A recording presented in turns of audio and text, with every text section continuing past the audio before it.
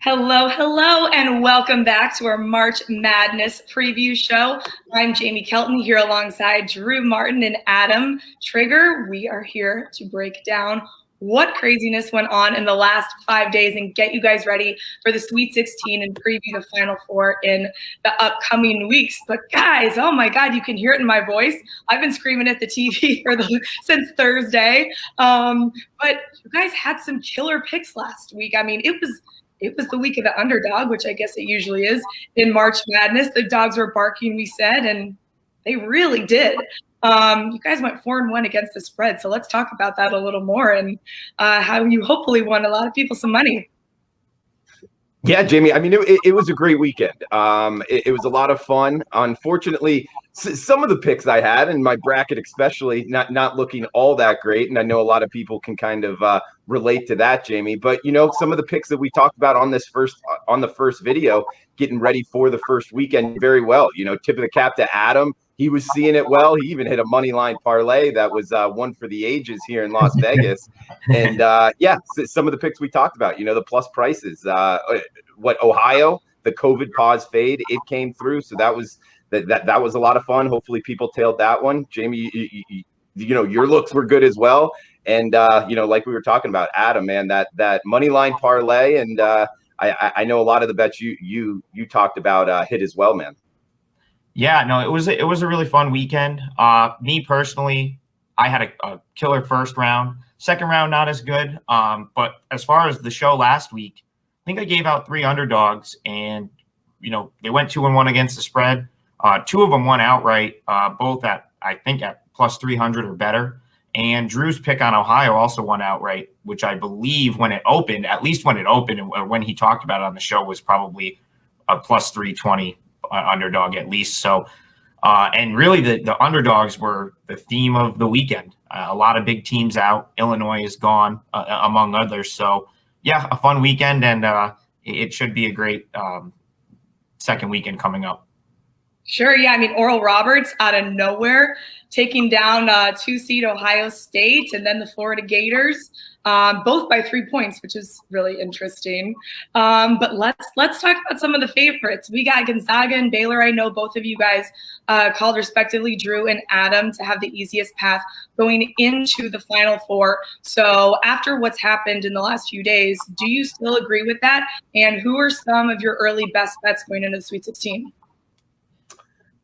Well, yeah, Jamie, I mean, in terms of Gonzaga, you know, having the easiest path, in my opinion, like the last video we talked about, I do. And I think it's shown here. You know, we were just talking right before the show started in terms of Gonzaga now in the Sweet 16 and finding themselves as a two touchdown favorite again. So in terms of who is going to beat them down the stretch, it's just the teams they're playing. The market is telling us how competitively priced it's going to be. And I think that really speaks to how easy their path is. And in terms of best bets, you want us to give out our best bets right now, or just kind of some looks that we were looking at? Yeah, let's do, you know, kind of early. We just got the bracket today. Let's look at some early looks here. Okay. I mean, you know, best bet wise, I guess I can go a little bit early and recap it at the end. But Jamie, I think this is going to make you smile. I'm looking towards Alabama, -6. There's some -5.5s out there. One here at the Westgate where I'm staying in Vegas.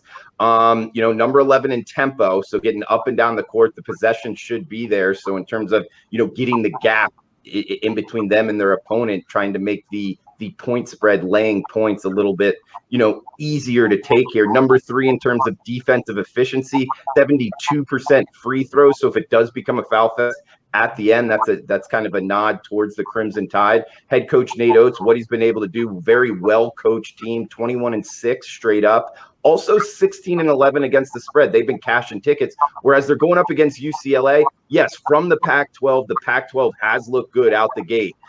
Something you kind of got to reassess here coming into the Sweet 16. But the fact that UCLA against the spread, not all that great this year, actually under 500 in the regular season. And this is their 4th tournament game. You know, that first game against Michigan State, the play-in game as the 11 seed, went to overtime.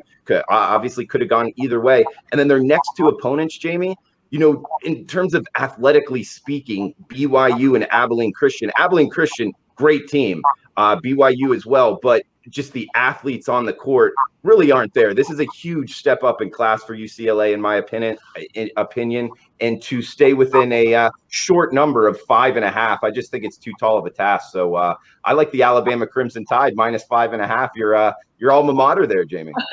I like that. I really think it depends on what Petty that we get show up in this game. I think the first game versus Iona, nothing was sinking for him, but last night he really made a turnaround there, and he was sinking shots all night long. So I think if the buckets drop for Petty, then we could hang with almost anybody in the bracket right now. But we'll see. I know he's had an upset elbow, but hopefully the Petty that we saw last night shows up next weekend and throughout the rest of the tournament. What about you, Adam? Yeah, I mean, Alabama looked great last night. And, it's funny. You go back to previous NCAA tournaments, and there is kind of a theme in terms of the upsets tend to happen in the first weekend. And once the carnage happens, and there's whoever is fortunate enough to get through it, those teams tend to, with exceptions, of course, but those teams tend to take over in the second weekend when it comes down to getting the Final Four. And the way I look at the bracket right now, I think that's how it's going to play out. Surprisingly, the only 1 seed to go down was Illinois. So you still have 3 1 seeds left. And I actually think it opens up nicely for Alabama to potentially, win the game that Drew just spoke about and make it to the Final Four. And I think they might be the only one. Gonzaga and Baylor, we talked about last week. Drew nailed it last week. I mean, Gonzaga really should just walk to the Final Four. They're already a huge favorite over Creighton. They will likely be a big favorite in the Elite Eight. So that looks like almost a given at this point. And of course, they're still playing great basketball. And the one I spoke about last week was Baylor. And I actually think it kind of falls nicely to them. I didn't think Villanova would get out of the first round. In fact, the one pick we lost last week was Winthrop, who Villanova beat in the first round. I think Villanova was fortunate. They got Winthrop and North Texas. So they've only faced 2 mid-majors so far in the tournament. They're going up against Baylor here. I think that's a big mismatch. So if I had to pinpoint a best bet right now, it's very early in the week, so obviously things change. But I think taking laying the points with Baylor looks like a pretty good option. They're going to have a big advantage, in my opinion, on the interior, and their defense is just better. They dominated Wisconsin. Once that game got going, it was clear that Baylor was the better team. And I have a feeling the game is going to play out similar to the way Baylor-Wisconsin did, where Villanova's they're just not going to have enough talent to hang with them. And of course, Connor Gillespie still being out is a big deal. And I think it probably shows here where they were able to kind of where they were kind of able to get by against a weaker team like Winthrop or North Texas. I don't think they're going to be able to do it without Gillespie against Baylor, who really is arguably the best team in the country next to Gonzaga. And then the last quadrant, I actually think it kind of falls nicely for Michigan. I didn't like Michigan coming into the tournament as a Final Four team, but they're favored against Florida State, and that's probably the most unsure I am of any of the 4 regions. But if you had to pin me down for a pick today, I think Michigan will probably get past Florida State, and they'll probably have the best chance to get there. So, and that would give you 3 1 seeds with Alabama being the 2.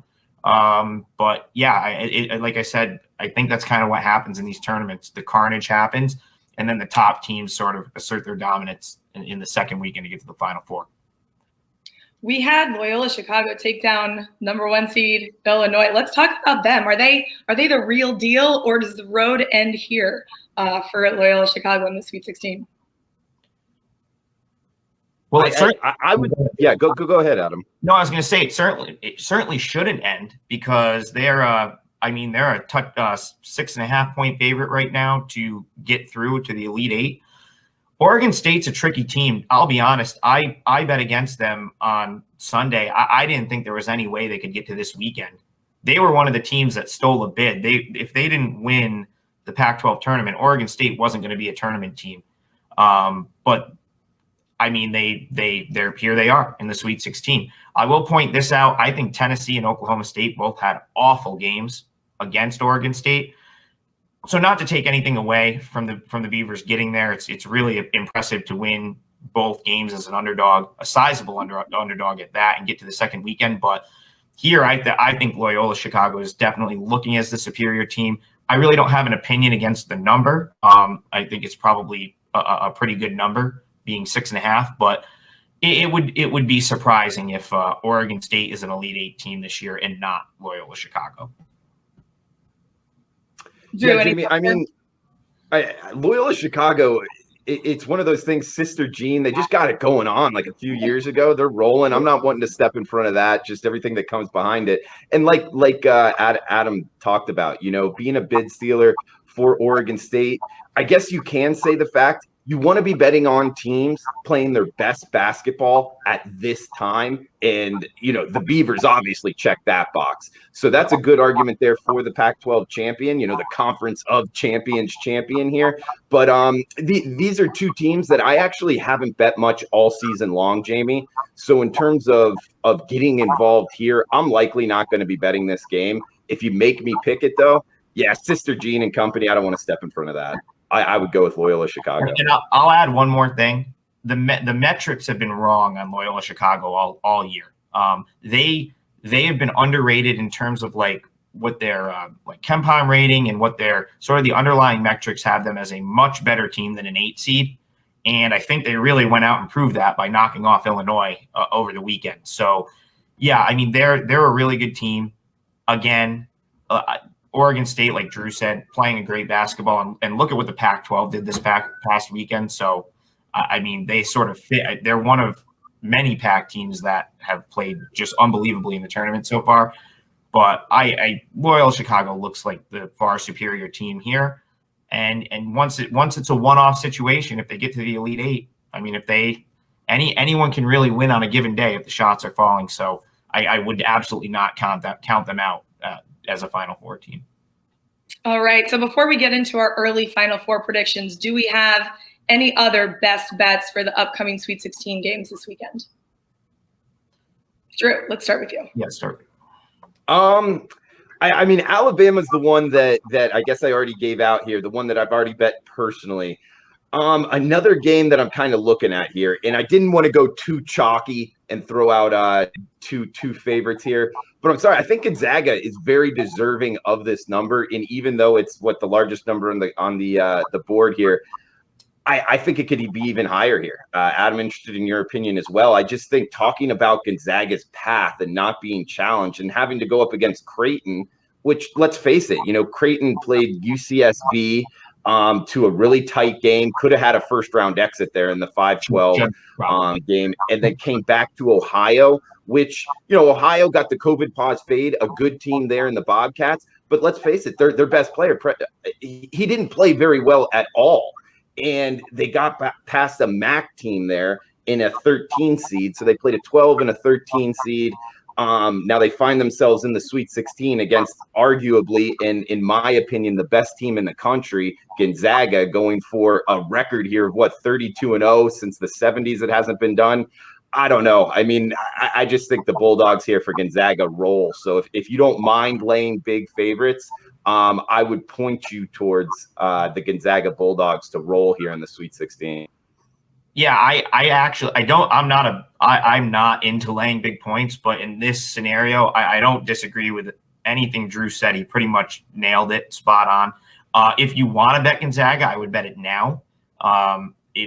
Oklahoma, in my opinion, is a better team than Creighton, and that spread, I want to say, opened up 14. It got up as high as 16. And I'm going off of memory because I didn't bet that game, but I think Gonzaga won by 16 and covered. I would need to double check that, but I know for a fact they covered that early line of 14 or 15 had you got at either number. So just based on like just comparing two teams together, Creighton's not as good as Oklahoma in my opinion.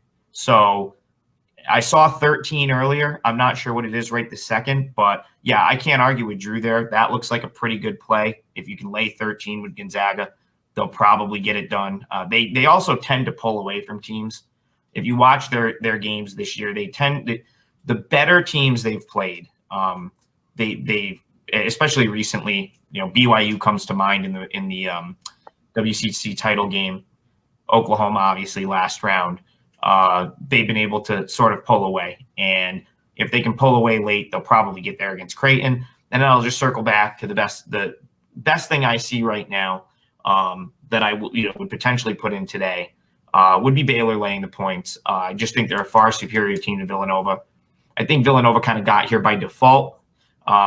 Winthrop and North Texas, both great stories, but both sort of they're not a team that's even in the same stratosphere as a Baylor. So this is a huge step up from what Villanova had last weekend. The Big East on a whole, pretty down this year. So their toughest opponent in conference was probably Creighton. I just think this is a step up in class, and I just don't see how Villanova keeps it close. So, yeah, and as far as the Final Four, I think if you made me pick 4 teams, I would give you Gonzaga, Baylor, Alabama, and reluctantly Michigan. That's the one I'm really wouldn't want to pin down. But if I have to give one out of there, they probably beat Florida State, and they'll probably be in the best position to get out of the Elite Eight. Well, Michigan and Alabama are in the same bracket. So I'm sorry. I meant Gonzaga, Baylor. I had Houston written down, but I don't mind Alabama. I'm sorry, I had Houston written down.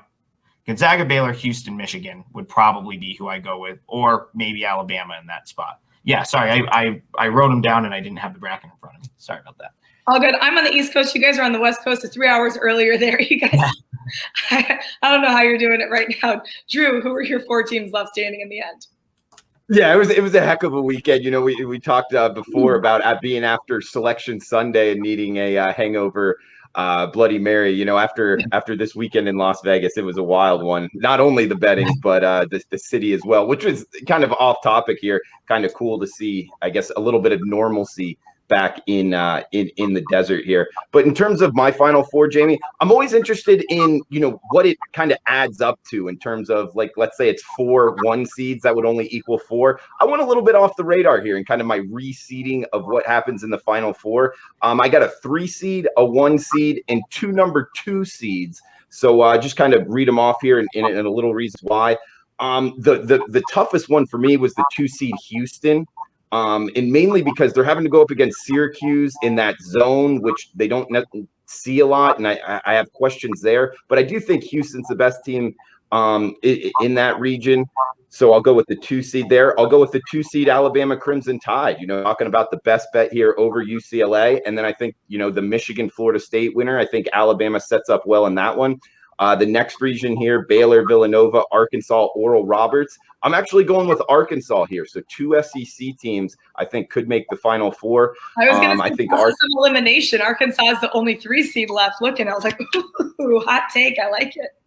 Yeah. I mean, a lot of it is Oral Roberts, what they've been able to do. But I think that getting to the Elite Eight and going up against likely Baylor here, I think Musselman and group, I think that they could have a favorable shot at the Bears and punch their ticket. So I like Arkansas there. And then the 1 seed being Gonzaga. And again, if you're into laying the points, you can still find a -13 at some shops, circa in Las Vegas being one of them, but 13.5 market wide right now on the Bulldogs. So for the Final Four, Arkansas, Gonzaga, Alabama, and Houston for me. And I'll just, because again, I definitely looked at the bracket wrong, I'll just run them off quick. Gonzaga and Baylor, 2 1 seeds. I would take Alabama over Michigan. I really like this Alabama team. I could totally see that happening. I think that will probably be the Elite Eight matchup, and it should be a really good game. And then Houston, really, I mean, the bracket sets up for them. It would probably be a little bit of an upset if Houston did not get there. They're a 6-point favorite against Syracuse, and they will absolutely be favored against Loyola or Oregon State. So 2 1s and 2 2s for me if you have to fill out a bracket. All right. Well, we're back in action next Saturday, March 27th. And Drew, Adam, and I will see you next week here, breaking down what happened in the Sweet 16 and the Elite Eight, looking at those Final Four matchups. So for oddschecker.com/US, don't forget to come back and check us here weekly. And for all of your sports betting information, we will see you next week. It's Drew Martin, Adam Trigger, and I'm Jamie Kelton, and happy betting.